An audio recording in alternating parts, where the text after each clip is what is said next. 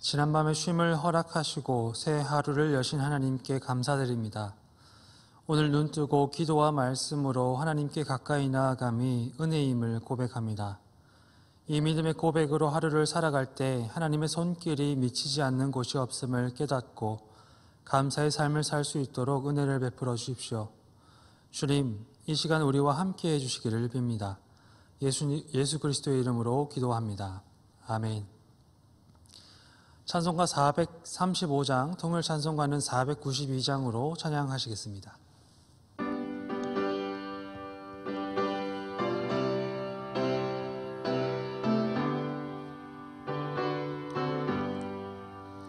나의 영원하신 기업 생명보다 귀하나 나의 갈 길 나가도록 나와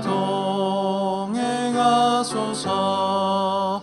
주께로 가까이 주께로 가오니 나의 갈 길 나가도록 나와 동행하소서. 세상 부귀한 일함과 모든 멍에 버리고 험한 길을 가는 동안 나와 동행하소서. 주께로 가까이 주께로 가오니 나의 갈 길 나가도록 나와 동행하소서. 어두운 골짝 지나가며 험한 바다 건너서 천국 문에 이르도록 나와 동행하소서. 주께로 가까이 주께로 가오니 나의 갈 길 나가도록 나와 동행하소서. 아멘.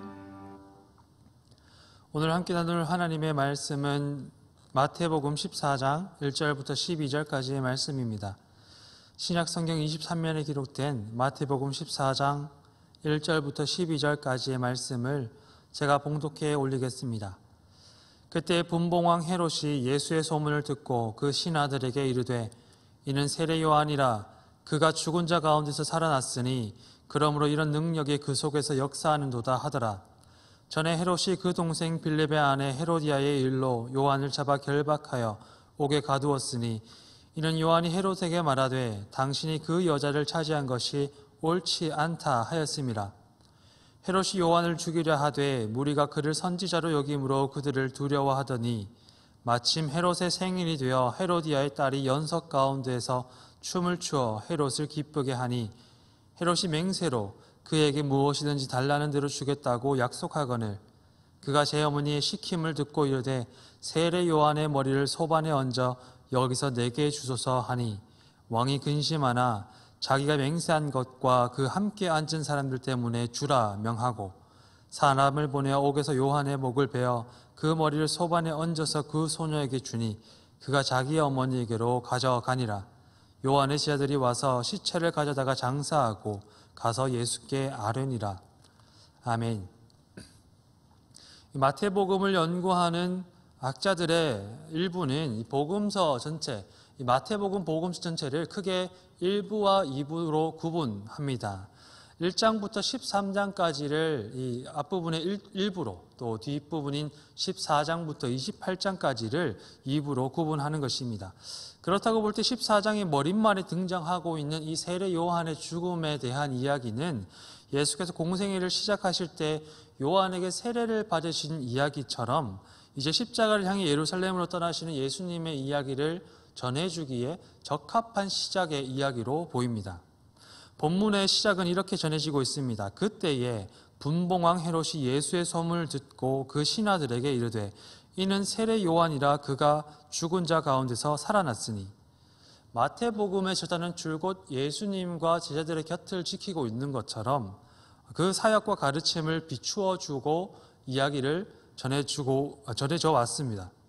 이제 마태복음 저자는 잠시 그 곁을 떠나서 과거를 회상하듯이 요한의 죽음에 관한 이야기를 우리에게 전해주고 있습니다.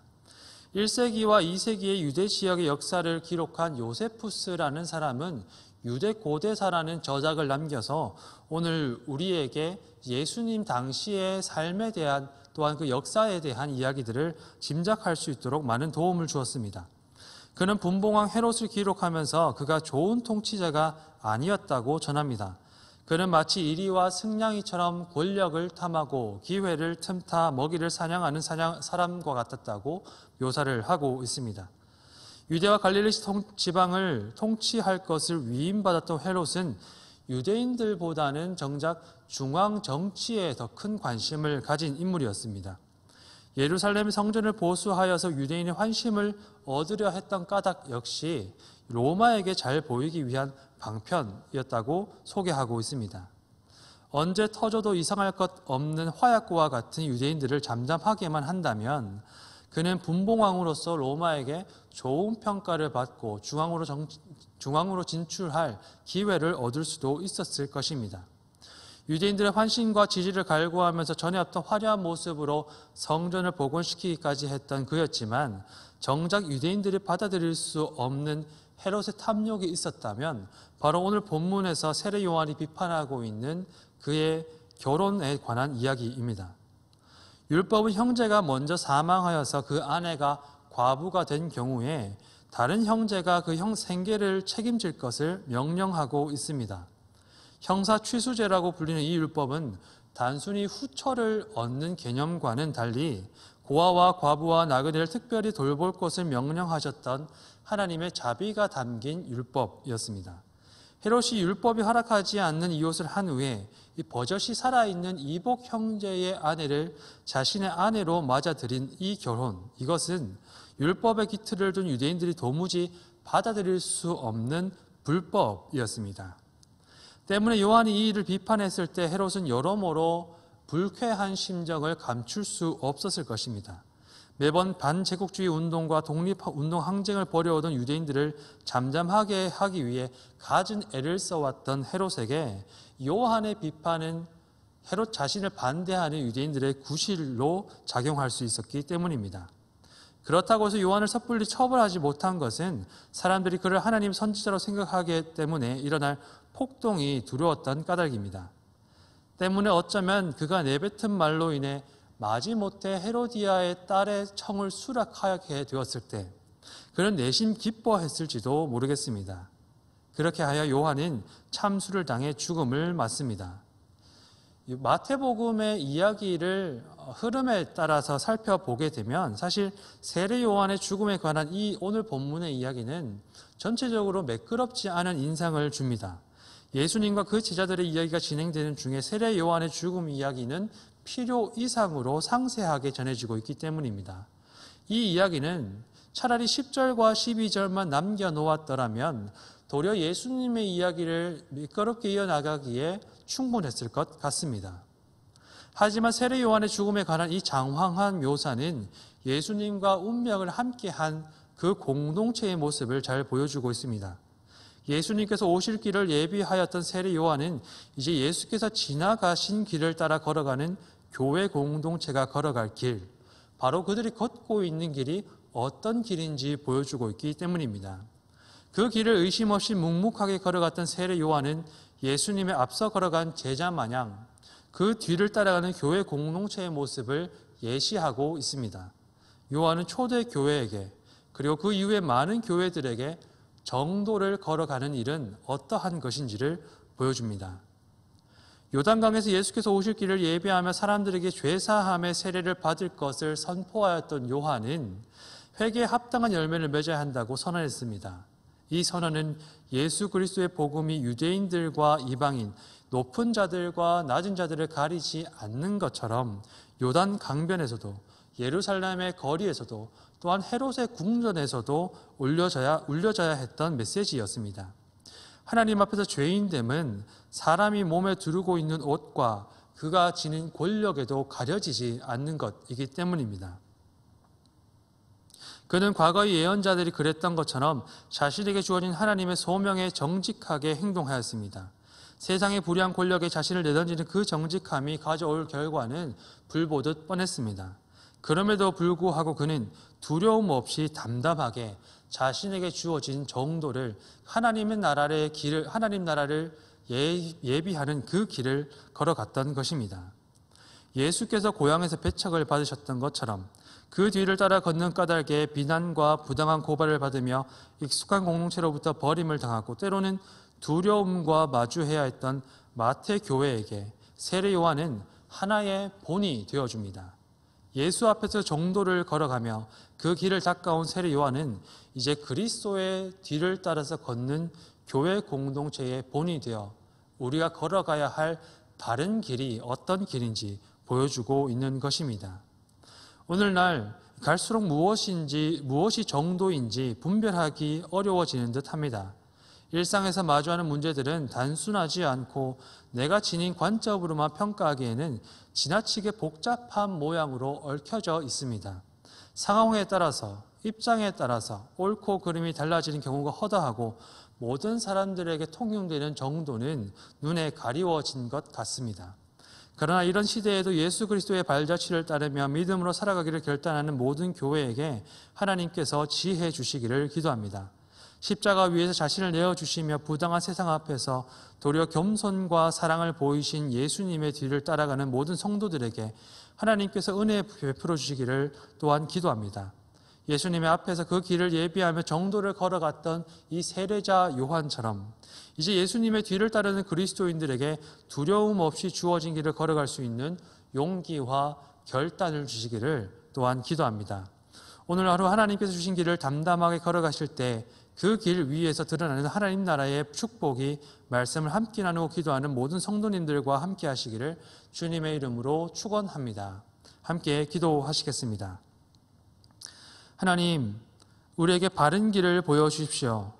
예수께서 이 땅에서 걸어가셨던 하나님 나라를 향한 길을 보여주십시오. 무엇이 바른 길인지 분별하기에는 너무나도 짙은 안개가 낀 것처럼 분간하기 어려운 오늘날에 우리에게 바른 길을 보여주시고 그 길을 담담하게 걸어갈 수 있는 용기와 믿음을 허락하여 주십시오. 때로 이 길 위에서 불편부당함을 겪는다 하더라도 주님의 이름으로 겪는 고난이라면 넉넉하게 이겨내고 감사의 고백을 올려드릴 수 있는 믿음을 우리에게 주시기를 소망합니다. 주님, 우리를 도와주시옵소서. 예수님의 이름으로 기도합니다. 아멘. 하늘에 계신 우리 아버지, 아버지의 이름을 거룩하게 하시며 아버지의 나라가 오게 하시며 아버지의 뜻이 하늘에서와 같이 땅에서도 이루어지게 하소서. 오늘 우리에게 일용할 양식을 주시고 우리가 우리에게 잘못한 사람을 용서하여 준 것 같이 우리 죄를 용서하여 주시고 우리를 시험에 빠지지 않게 하시고 악에서 구하소서. 나라와 권능과 영광이 영원히 아버지의 것입니다. 아멘. 이 시간 함께 기도하실 때 우리 교회가 되어서 함께 기도하는 5가지의 기도 제목을 두고서 먼저 기도하여 주시기를 부탁드립니다. 코로나를 위해서, 세계 선교를 위해서 기도하여 주시고 예천 지역을 위해서 또한 기도하여 주십시오. 환우들과 교우들의 어려움 당한 가정을 위해서 또한 기도하여 주시고 이 교회의 회복을 위해, 예배의 회복을 위해 함께 힘써 기도해 주시기를 부탁드립니다. 함께 기도하시겠습니다.